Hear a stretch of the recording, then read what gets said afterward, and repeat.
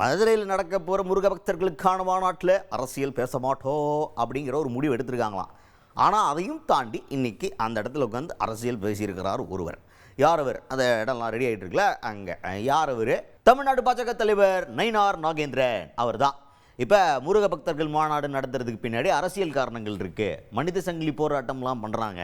இப்போ திருமாவளவன் அவர்கள் மனித சங்கிலி போராட்டம் பண்ணுறாங்களே அப்படின்ற மாதிரி கேள்வி கேட்குறாங்க. அது மட்டும் இல்லாமல் அறநிலையத்துறை அமைச்சர் சேகர் பாபு அவர்களும் இதுக்கு பின்னாடி அரசியல் காரணம் இருக்குது, உண்மையான பக்தர்கள் நாங்கள் போக மாட்டாங்கன்னு சொல்லிட்டு அவர் ஒரு பக்கம் பேசிகிட்டு இருக்கார். அப்புறம் வெளியில் இருக்க மற்ற ஸ்டேட்டில் இருக்க முக்கியமான தலைவர்கள் சில பேர் வராங்க.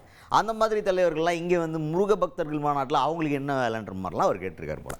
ஸோ இது தொடர்பாக கேள்வி கேட்டப்போ நயினார் நாகேந்திரன் அவர்கள் என்ன சொல்கிறார் அப்படின்னா, இதுக்கு பின்னாடி அரசியலே இல்லைப்பா, நாங்கள் ரொம்ப நல்லவைங்கப்பா, சாமி கும்பிட்றதை பற்றி மட்டும்தான் பேச போகிறோம் அப்படின்ற மாதிரி பேசினாங்க.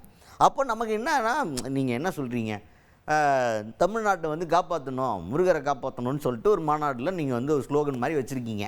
இப்போ இதுக்கு பின்னாடி என்ன இருக்குது? இதுக்கு பின்னாடி அரசியல் இருக்குல்ல அப்படின்ற ஒரு கேள்வியும் வருது. ஏன்னா டைட்டில் அந்த மாதிரி இருக்குது, முருகரை காப்பாற்றணும், வேலனை காப்பாற்று அப்படின்ற மாதிரி வச்சுருக்காங்கன்னு வச்சுக்கோங்களேன். அப்போ நீங்கள் காப்பாற்றணும், எதுலேருந்து காப்பாற்றணும்னு நினைக்கிறீங்க? திமுகவுடைய ஆட்சியிலேருந்து. அப்போ அதில் அரசியல் இருக்குல்ல அப்படின்ற கேள்வி வந்தப்போ அதுக்கு அவர் என்ன சொல்கிறார், நாமப்பா அது ஒரு ஆன்மீக ரீதியான வச்சுருந்தானே, இதுக்கு பின்னாடி அரசியல் இல்லையே அப்படின்னு சொல்லிட்டு எல்லாமே பார்த்தாலே தெரிகிறது இதில் அரசியல் இருக்க போகிறது என்று. இருந்தாலும் அரசியலே பேச மாட்டோம் அப்படின்னு சொல்லிட்டு ரொம்ப தெளிவான ஒரு குழப்பத்தை விதைத்திருக்கிறார் நயினார் நாகேந்திரன் அவர்கள். எப்படி நடக்க போகுது அப்படிங்கிறத பொறுத்து இருந்து பார்ப்போம். ஒருவேளை சொன்ன மாதிரியே அரசியல் எல்லாம் இல்லாமல் முருகா முருகா அரோகரா அப்படின்ற மாதிரி மாநாடு முடிஞ்சிருச்சுன்னா சந்தோஷம்தான்.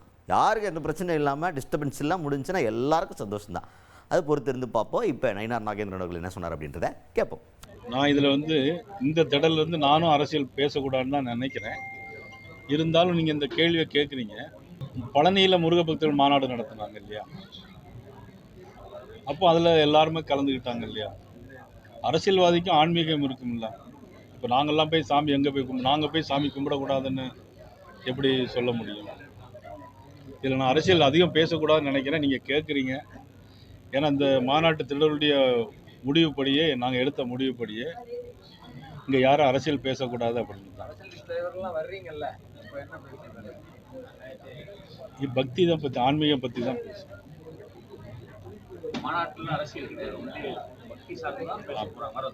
ஆன்மீக சம்மந்தப்பட்ட விஷயம். இன்னொன்று சொல்கிறேன், இருந்தாலும் நீங்கள் இதை கேட்டுட்டீங்க. மாண்புமிகு அறநிலையத்துறை அமைச்சர் பேசியிருக்கிறாங்க. அவங்க என்ன சொல்லியிருக்கிறாங்கன்னா, உத்தரப்பிரதேச முதலமைச்சர் கலந்து கொள்ளலாமா, அவர்களுக்கு இங்கே என்ன வேலை அப்படின்னு கேட்டிருக்காரு. அப்படி தானே?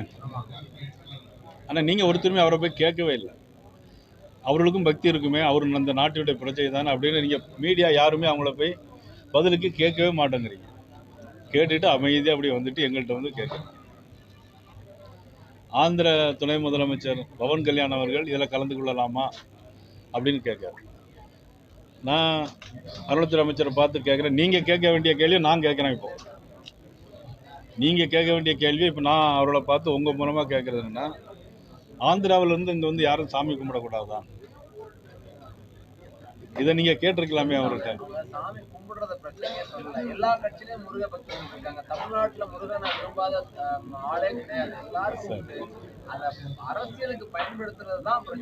இப்போ நாங்கள் இப்போ தேர்தல் நடக்கல, வரப்போது நாங்கள் இப்போ ஓட்டு கேட்கலையே, யார்ட்டையும் நாங்கள் ஓட்டு ஒன்றும் கேட்கலையே.